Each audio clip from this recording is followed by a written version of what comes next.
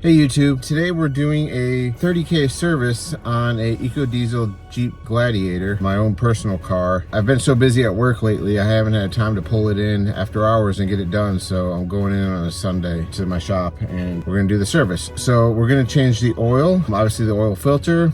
We're gonna put DEF fluid in. We're gonna do air filter, cabin filter. We're gonna exchange the brake fluid. I have a little over 25,000 miles on my 2022 Jeep Gladiator. It is a little over a year old, 25,000 miles. We've been out to Moab, Utah, and Colorado and all that. We did the front, rear, and center diff fluid at about 20,000 miles. So that's not quite due again. So we're gonna just skip that part. Normally you would do that at 30K as well.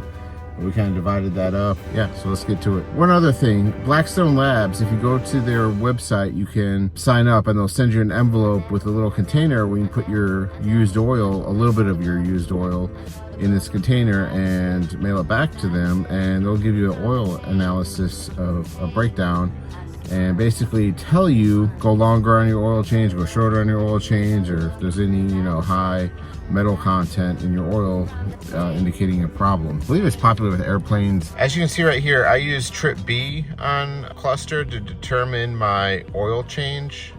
So I had my oil change, so we're almost at 7,000 miles on this oil change, on this current oil change. We average about 17 miles per gallon within the 7,000 miles, and that includes a lot of for low off wheeling. I went on a lot of trips on this set of oil. The first thing to do is we're gonna get the engine all nice and hot before you start draining it, and so we're gonna go drive it up to work. So if you just want to skip ahead to the brake flush or skip ahead to the tire rotation or oil change, just use the seat bar below.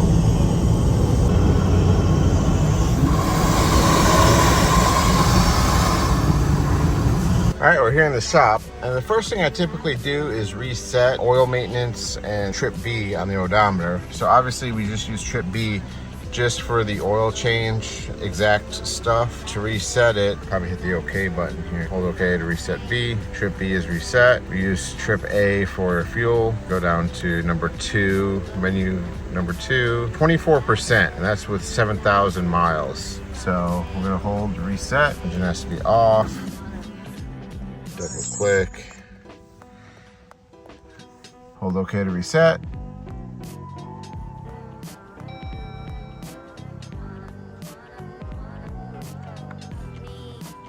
Come on. There you go.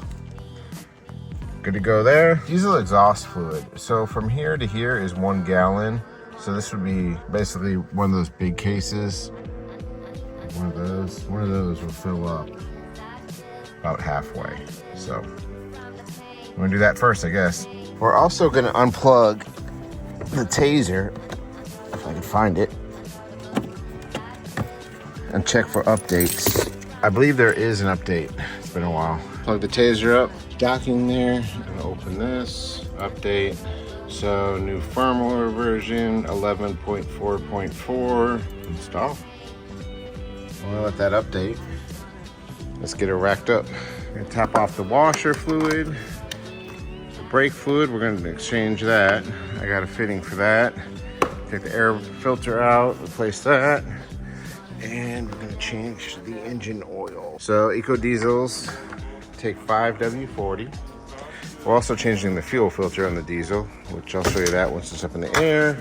We got a cabin filter. We are upgrading to DOT 5.1 fluid. You can't do DOT 5.0, but 5.1, I ran this in the Tundra. It dissipates the heat better, so your brake pedal less soft. The air filter, we have that. And some other stuff that sneak peek. We're waiting on the rear ones from AEV, but shocks are getting upgraded. Sometimes these diff breather covers, you just gotta make sure that they're the filter inlet, there's nothing in there. I had them fill up with dirt and crap. Let's take the air filter out and check that out. Air filter bolts are a 10 millimeter. And this one right here, I want everyone just to be careful. So pop that out. I think I got them all. I think there's only 4, yeah. So kind of pull up on all 4 of them. This plastic nipple right here looks like it's, I've never broken one, but it looks like it would be prone to breaking. So just be mindful of this when you're taking it in and out. You don't want to break this nipple off. Wiggle this out. Here's the air filter we had in there.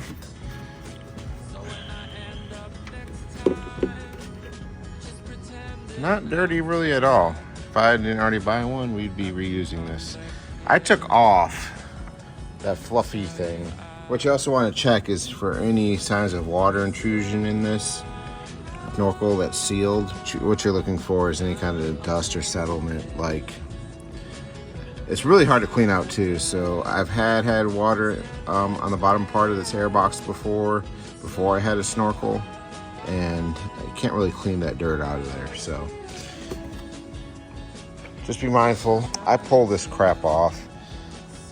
Yes, it does add to filtration, but we run a pre-filter up there that helps out with that. So we're just gonna pull this off. We got all the fuzzies off, and there we go. Go see my video on the snorkel install about the different filters. So this, I believe, is a Jeep filter, and this is a BlackStone filter. BlackStone is a little bit cheaper. We're gonna try this one this time. It looks like it's thick enough. We're gonna run with that one, and we'll report back. Knock it back on, and then I kind of just fit it a little bit by hand. And if you do use a power impact, you don't want to strip it. So you just want to go just like that. Very light. Make sure everything looks good. Something you always want to check too when you change your oil is to make sure this is clipped on. Because if it comes off, you can see where mine kind of rubbed through. But this fan shroud will rub a hole through your hose. Mine came off at some point, and it just thankfully kind of just cut this cover a little bit. But the hose itself is not touched yet. So just make sure that this is just clipped on and the hose is in here.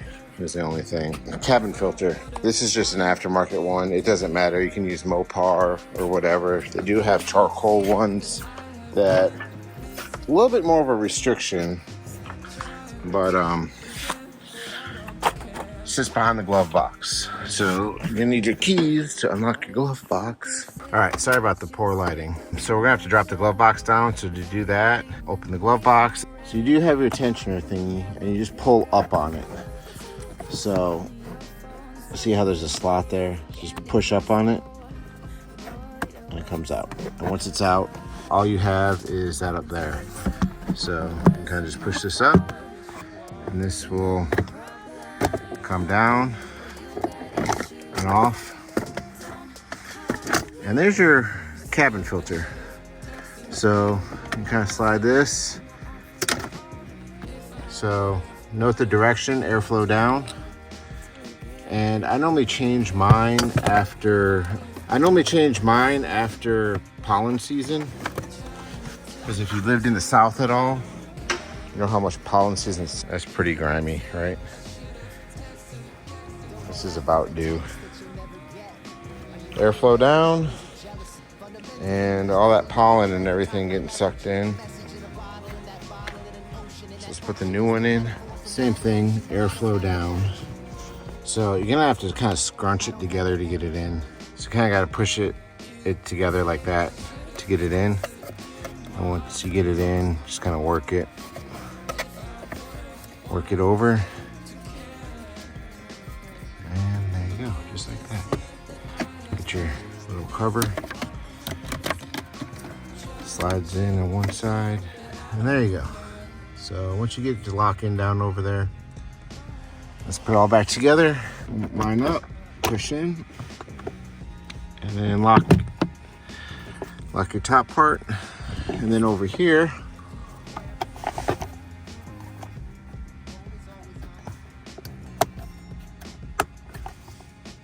just pop it in and push it down. It's locked in. Use Amsoil 5W40 and the EcoDiesel takes nine quarts, and BlackStone Laboratories. So we're gonna put some of our used oil in here, and then BlackStone oil filter, Mopar fuel filter, BlackStone mail off letter.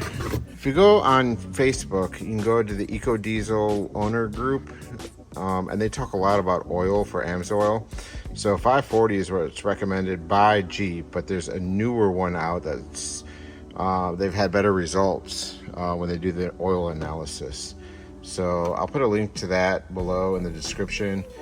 Try it if you want, but this is what's recommended by Jeep. But a lot of people have switched to the new MS, I believe it is, and had better results with the oil than this.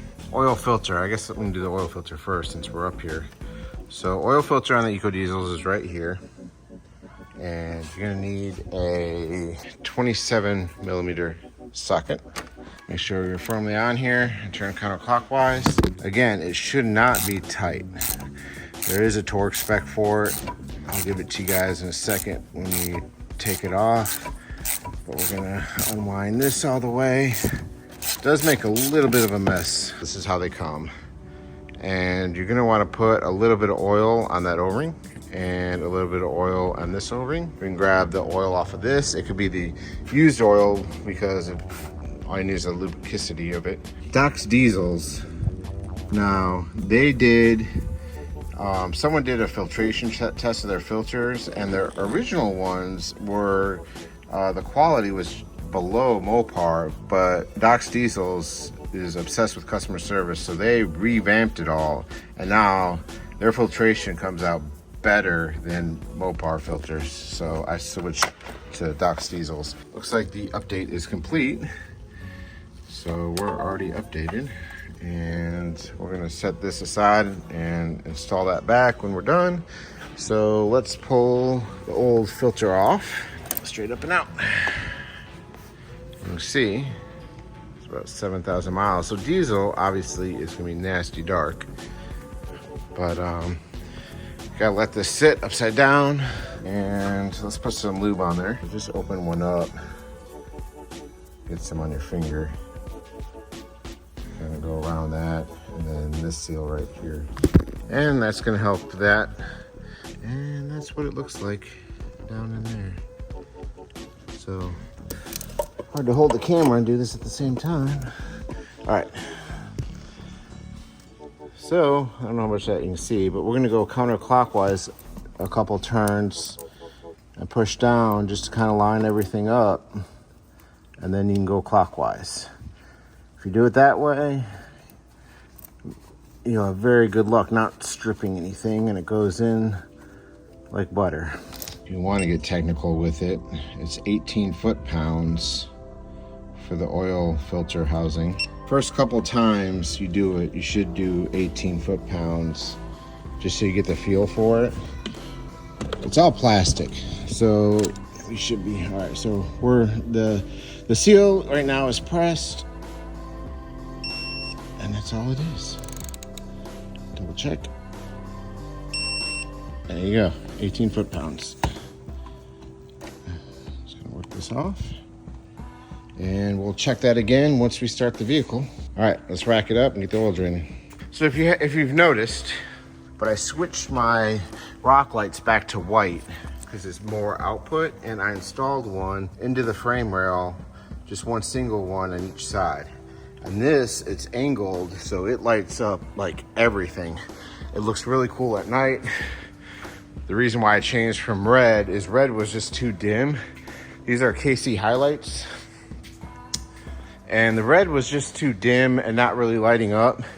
I wanted red kind of as an ambiance light at camp. The white just makes more sense because you want that bright light when you open up your doors. Make sure you're not stepping into a puddle or a snake, or you know what I mean? Like, you want that bright light. I found myself needing that. So we switched back to the white lens, and we added a light here in the middle that projected out more. It really looks good at night. So what I'll do is I'll preset the rack, and then I'll come down here and make fine adjustments. So the front of the Gladiator, I put the lift point right here. And on the rear, on the passenger side you have more room. So I center it right there. Then we're gonna go around to the driver's side. The driver's rear is the hardest part because you got the fuel tank in the way, the skid.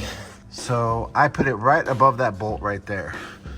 So it'll lift up right on here. And I've had good luck with that. This looks good as is. All right, let's go all the way up. Again, you gotta be really careful with lifting the overland rigs because you got so much weight in the front and the back of these things, especially the back. You wanna make sure you're firmly planted. So I'll go up and just double check. And the only thing that you really need to double check is this back driver's, oh, she's solid on there. Man, she is dirty. We just got back from Clayton, Georgia. I don't know if that video will be out before this one. New metal cloak hinge steps. You can use this step up to access stuff up top. I like them. It looks aggressive. Let the oil out. All right, so this was in the container. So what you're filling up is this. And drive for 15 minutes before sampling. Drain from the middle of the stream. Then you got a slip to fill out, to put in, and we'll worry about all that later. Sorry, this thing is normally organized. This is your oil thing, and you got 13 millimeter, and you're gonna go counterclockwise. It's loose enough. So it's normal to have a little bit of oil spillage from the filter up there. We'll just clean that off. So Jeep uses a rubber gasket that's reusable. And time to make a mess. Should be good. So just set this aside. But this is typically, diesel oil, right? With that drain. And while we're letting that drain, we're gonna check the tire pressures. So we have these, I'll put the link in the description, but we have these 4122 pop caps. So you don't have to unscrew your valve stem, all you do is pop them off. Bingo. Pop them on. Very helpful, right? You don't lose them. Air pressures vary, obviously. There's videos on what air pressure you should run. I go by what AEV recommends for their suspension setup with their wheels. So the air pressure is 32 to 35 PSI per AEV for their suspension wheel setup, and I've had very good luck with that. All right, so while your oil is still draining, what you want to do is go around and check your suspension components. So obviously we are flexed out right here, but what you want to do is check your ball joints, your U-joints for any tears, damages, loose bolts, your steering components. Put your hand on everything, kind of, shake it down. We have Metal Cloak all 1-ton steering components, and these require greasing. So we're gonna grease those while we're at it. These U-joints right here do not have serviceable grease fittings, I don't believe. Nope, and these ball joints are not serviceable either. Not yet, anyway.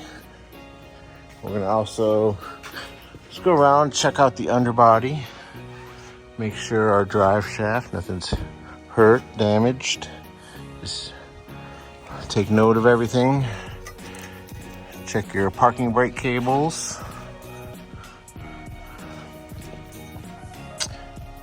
Check your rear springs. These are the AV 3-inch heavy duty lift kit. Check our skids. We were on a rock at one point on that transfer case skid. Same with other skid. That all looks good. Check for right here. So we got a bunch of room right here. This is a 37-inch cam 3. And no damage to the tire. You also want to check right here, the clearance is also good. Yeah, everything looks really good. Although, you know, any kind of noise, I'm like attuned for it, so. All right, so next step, we are gonna take the wheels off and cross-rotate them, clean and lube the steering. Looks like our oil is done draining as well. Once you're down to the last couple drips, you're good. So we're gonna put this back on. Snug this up. The torque spec for this. A couple things you wanna check while you're down here. One is, this is your oil cooler. You wanna check that for leaks. A lot of people on the forums or whatever noted that they had leaks right there. So that's good. You also want to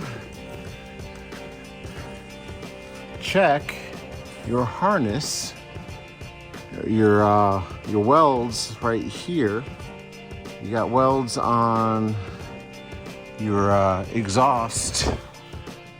So you want to check your exhaust right there,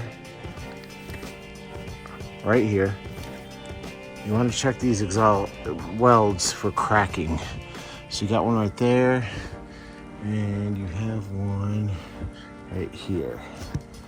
So those two exhaust mounts right there, you want to check for cracking because those are prone to breakage as well. But I've checked those the other day, those all look good. So torque spec for that is, let me check. So it's 18 foot-pounds as well on that, and I already have it out, so might as well, right? Bingo. Fuel filter. I gotta do the fuel filter. So let's get the fuel filter going while we rotate the tires. So this is your fuel filter right here. It has a beefy skid on it. So 3 10mm nuts. I'm gonna take that off. 3. I believe that is the bigger one. 29mm, and this one is a bit more of a pain in the butt to get off. You can go on here and go counterclockwise. You do have a purge thing on here. So in your dash, you have that little water icon with the fuel. So if that ever comes on, that means water in your fuel filter because there's a sensor in here. I'll show you that in a second. But if that happens, you can open this valve right here and kind of drain it out, the water, and then turn it back on and see if it comes back on. You might have bigger problems than that though, you know what I mean? But we're gonna drain the fuel filter with this first, make less of a mess.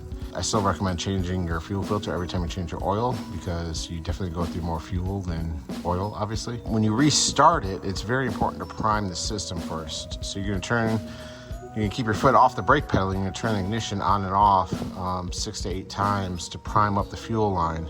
And then your first couple times starting the vehicle, it's gonna have a longer crank time as that, you know, builds up all the high pressure. So as you can see, this is almost done. I need to work on my vehicle more on Sundays. Quiet shop, no one here to bug me. Tighten that up. And then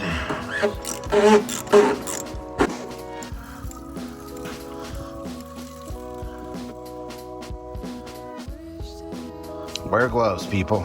I also run the Doc's Hot Shot fuel treatment. I run that every tank. It helps with the lubricity. That right there is a water sensor. If you have water in your system. I'll show you how to index the new filter. We're gonna put the filter up in there and then we're gonna screw it in. So this comes with a new O-ring we're gonna put right here. We're also gonna soak this in diesel fluid to obviously help with the lubrication. So let's pull this old one off. And now my phone probably smells like diesel, but I put my finger in here, a clean gloved finger, and then got some of that diesel fluid and then just ran it across the seal. And that's gonna seal that.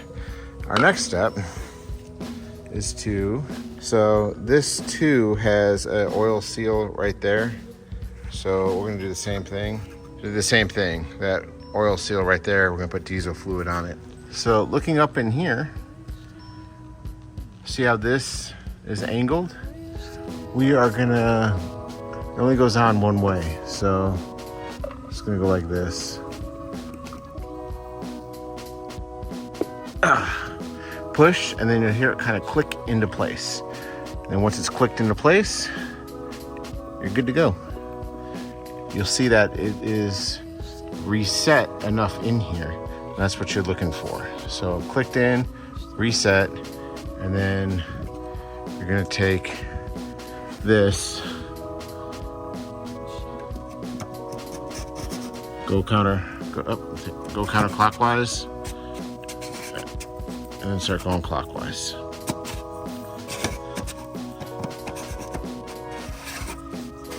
So normally go counterclockwise a little bit, you kind of feel it click in, and then you can pretty much do it by hand. And I'll show you the trick to tightening this up.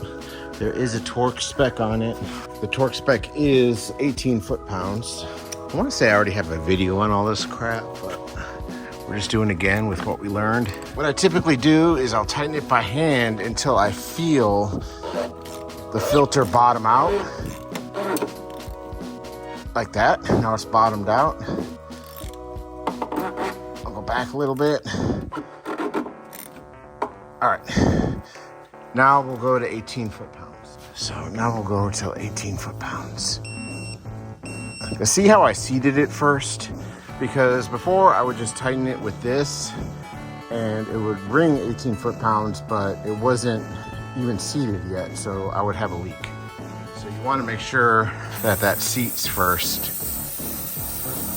And then this is just a cleaner, brake clean. And then we're going to put the cover back on. We should be good to go. The question I get asked a lot is this access port, shouldn't that line up with this? It does line up right there if properly seated. I do carry a spare fuel filter. If I ever did get water in my diesel tank, you can technically cycle the key on and off and literally empty the whole tank out through right here by the pump that's in the fuel tank. So you can take the fuel filter out, put something underneath and collect all the diesel as it comes out, and then, you know, fill up with fresh diesel and put a new filter and be good to go.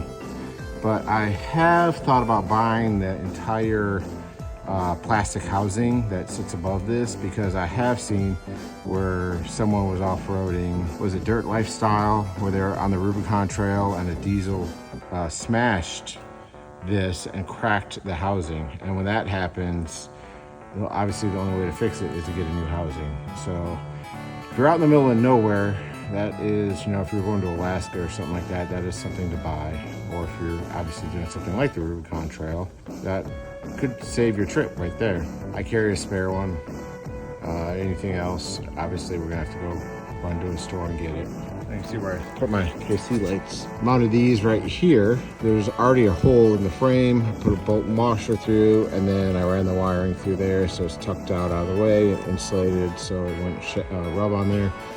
And then this projects outwards.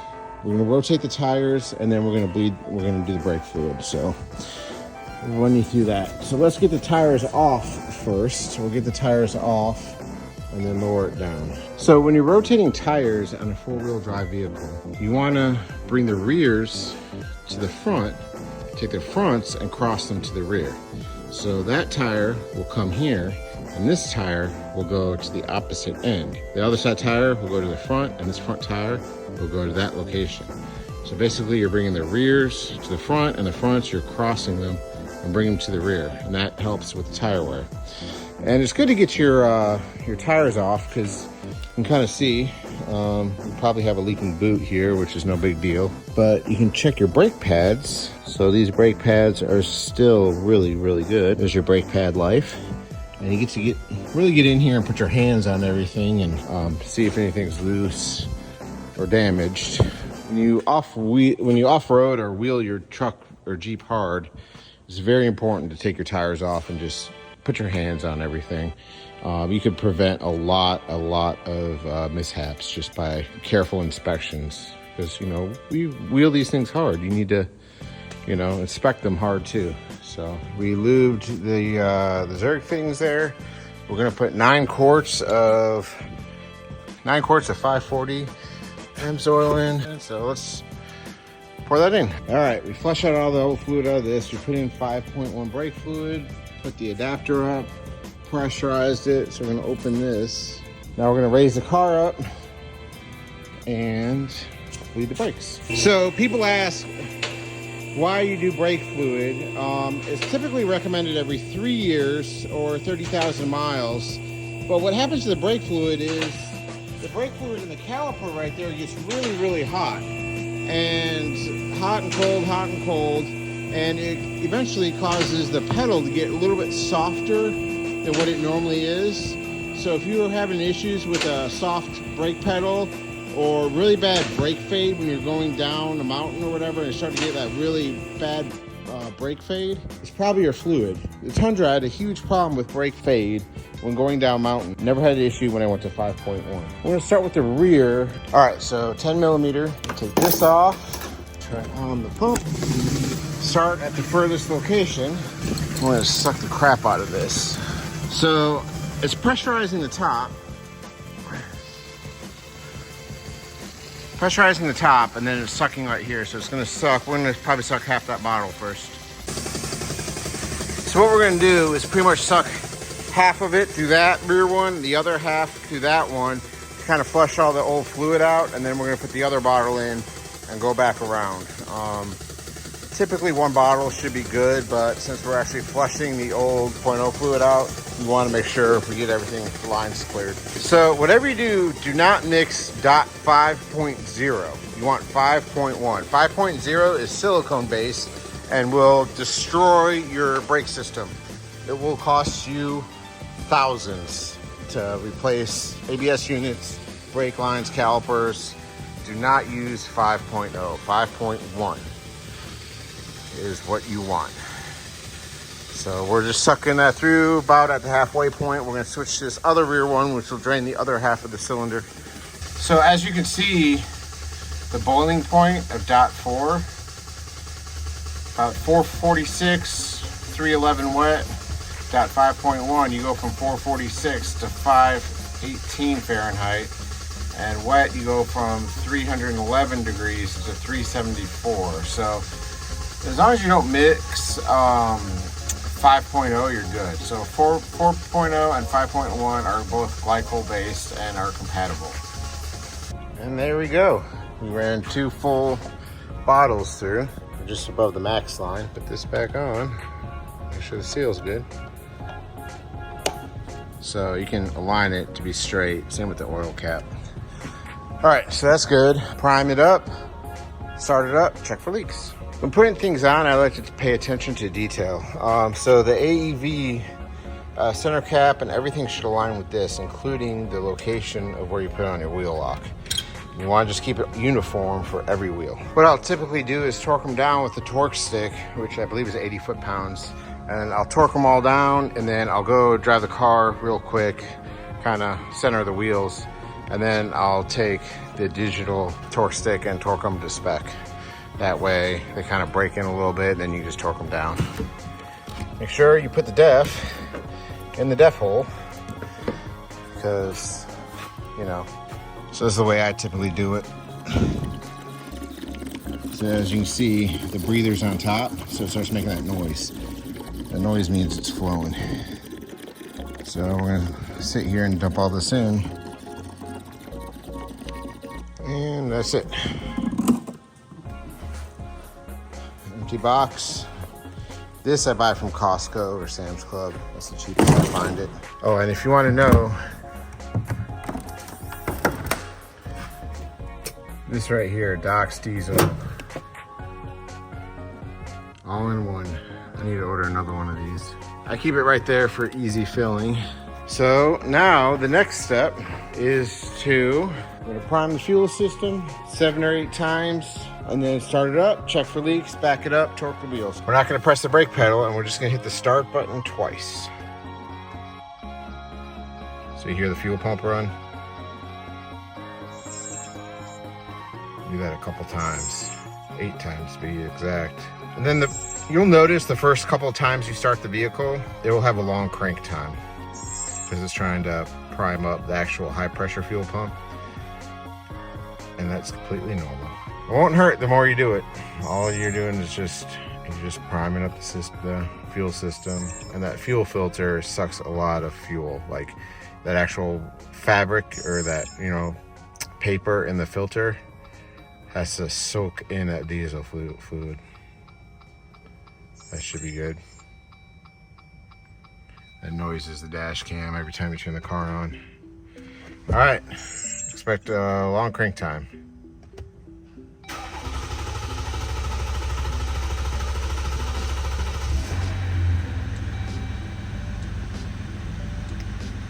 There we go.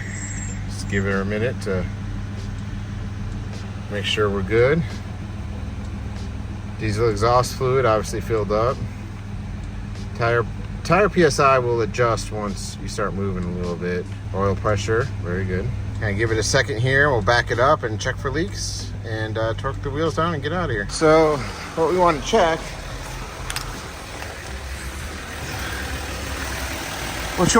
is just for dripping fluid on here. I left it loose once, like the very first time I did this. When it was loose, puddling of fluid right here. Looks dry. There's the oil, you know, nothing leaking from there, and nothing leaking from the oil filter. You see it dripping all over right there.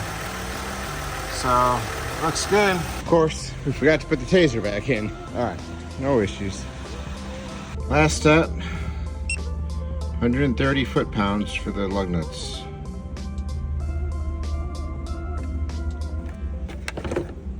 This thing also vibrates when you get there.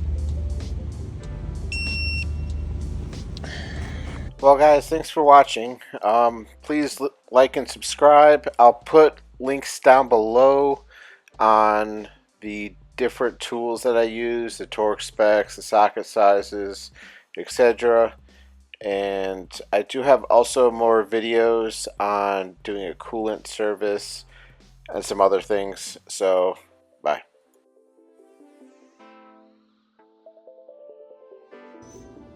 Please write in for Quarts.